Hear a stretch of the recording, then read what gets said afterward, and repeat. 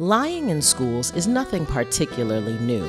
We've been taught revisionist history about Columbus's heroic discovery of America, the civil rights movement definitively ending racism, and the lovely accommodations the Japanese received during World War II.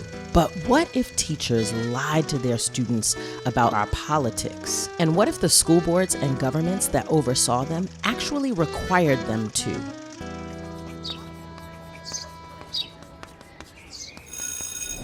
In June of 2021, Secretary of Defense Lloyd Austin and Chairman of the Joint Chiefs of Staff, General Mark Milley, testified at a congressional budget hearing. Congressman Matt Gaetz used his time to pepper the pair with angry questions about the military's diversity training and supposed embrace of critical race theory. When it was Milley's turn to speak, he said this. I've read Karl Marx. I've read Lenin. That doesn't make me a communist. So what is wrong with understanding?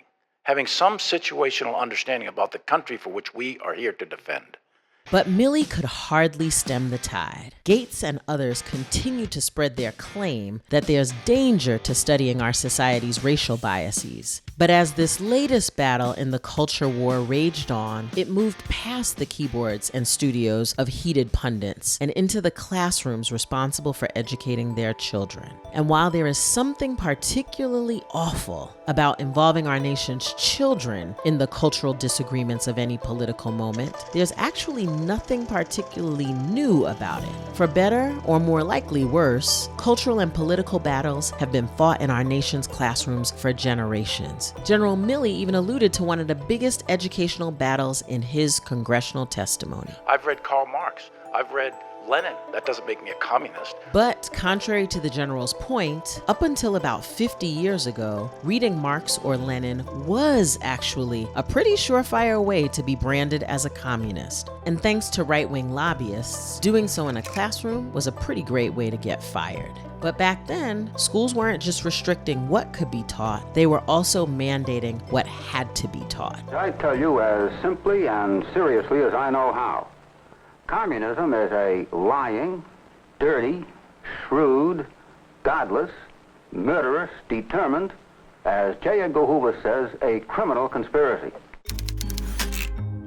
In 1945, as the dust from World War II settled, a new world order began to take shape, an order that left most of the historically powerful European countries weakened, with the United States and the Soviet Union becoming de facto global superpowers. You've probably heard some version of this before. The Soviet Union starts annexing European states and making them communist. The US feels threatened and wants to promote democracy across the world, and voila, the Cold War, Sputnik, Neil Armstrong. But the Cold War, as we think of it today, actually takes a few years to develop. Most historians trace its formal onset to the Truman Doctrine. Announced by President Truman in a 1947 speech to Congress, the doctrine laid out the policy of containment, making it a top priority of the United States to stop the spread of communism around the world. But in the late 1940s, the idea of containing communism spread well beyond foreign policy. Politicians and the media soon became obsessed with the idea of communist infiltration into American society. In Congress, Senator Joseph McCarthy and the House Un-American Activities Committee, or HUAC, both took up the mantle of trying to root out supposed communists from American society. HUAC famously focused much of their ire on Hollywood, leading studios to blacklist communist-affiliated writers and to begin producing a slew of anti-communist films.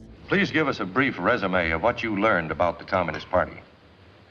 Well, I learned chiefly that its political activities are nothing more than a front. It is actually a vast spy system founded in our country by the Soviet. It's composed of American traitors whose only purpose is to deliver the people of the United States into the hands of Russia as a slave colony. And thus, the Red Scare took an even deeper hold in popular culture. But the committees quietly developed another focus, this one on teachers, at all levels, as legislators stirred up fear that teachers were subversives working to indoctrinate American youth with anti-American communist ideology. I have a question for you. Don't worry, it's multiple choice. Which of the following statements is false? Is it A, the communist credo is incompatible with the fundamentals of our American heritage? Is it B, the Communist Party cannot be regarded as a political party in the usual sense? Could it be C, the communists stand for the overthrow of the United States government and for the destruction of the American way of life? Or is it D, it is possible to be at the same time a loyal citizen of this country and a communist? If you answer D, congrats, you're a bigot, and also totally nailing this 1960s state test. The state is Florida, by the way, but during the Cold War, questions and curriculum like this weren't exclusive to Florida. Laws requiring pro-Americanism and anti-communism school curricula passed all across the country, from California, which required teachers take a loyalty oath, rejecting radical beliefs, to New York State, which barred communists from teaching in public schools, and one bill, which sought to illustrate a key difference between the U.S. and the Soviet Union, was signed into law by Eisenhower. The law changed the words children spoke aloud as they started their school days. And to the republic for which it stands, one nation, under God, indivisible, with liberty and justice for all.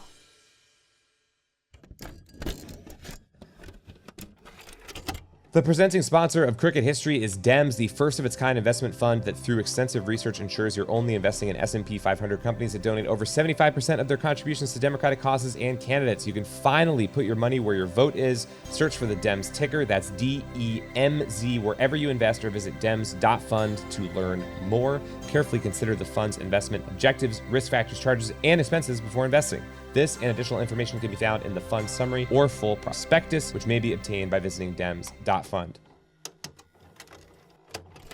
This comic, published in a 1949 issue of the Washington Post, shows just how fraught teaching current world events had become for teachers. Teachers were often interrogated by administrators and school boards, and some were even subpoenaed by the House Un-American Activities Committee. Ultimately, about 600 lost their jobs. But as one prominent educator said, you don't have to fire that many teachers to intimidate them all. The entire teaching profession of the United States is intimidated. For those who did remain in the classroom, the actions of the anti-communist crusaders had a chilling effect. One poll of Houston-based teachers found that 58% had experienced intense pressure to slant the curriculum towards certain beliefs, and over 40% of those surveyed expected to lose their job for expressing their personal political beliefs. Unfortunately for teachers, things weren't about to get any easier to explain, because in 1957, the Cold War entered an entirely new period, the space race. The space race led to an intense federal investment in American education, specifically in science and math, through the 1958 passage of the National Defense Education Act. Seizing on the opportunity to shape school curriculum at the state level, groups like the National Education Program and Young Americans for Freedom began lobbying state governments to develop curricula that echoed their aggressive anti-communist beliefs. In 1961, these efforts were finally rewarded as the Florida State Legislature passed a law requiring that all seniors take a 6-week course titled Americanism versus Communism. In the course handbook distributed to teachers, there was a line that read, "Materials should be used only to demonstrate the evils, fallacies, and contradictions of communism." And Florida was not alone. Within a year period, 5 other states had passed similar laws, and 34 more made the subject mandatory within existing social studies classes. In just 15 years' time, America's teachers go from being too fearful to mention communism in their classrooms to teaching highly regimented anti-communist curricula, all the result of a top-down fear campaign that spread through nearly every state house and school district in the country. Of course, things don't stay the same forever, and as the intensity of the Cold War and the Soviet Union itself diminish, many of these courses and loyalty oaths are repealed. Others, like California's ban on communist teaching in public schools, were left on the books, but largely ignored. But what about the students? What happens to a generation of children who were taught that communism and socialism are not just bad for the United States, but inherently evil, destined to turn us into an oppressive and violent dictatorship? The answer, of course, is all around us, and you can see its effects constantly. That America will never be a socialist country. They are the focus of evil in the modern world. And the Reds had won the Cold War. There were executions in Central Park, and I might have been one of the ones getting executed.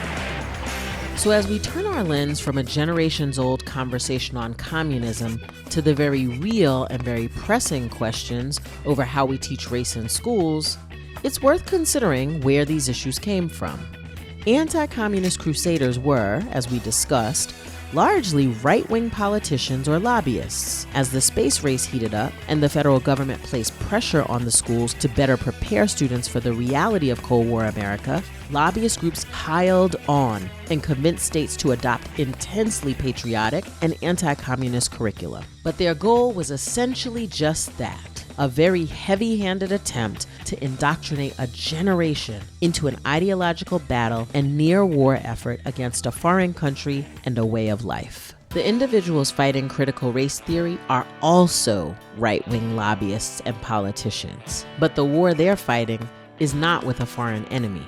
It's with the opposing political party and their own country's history.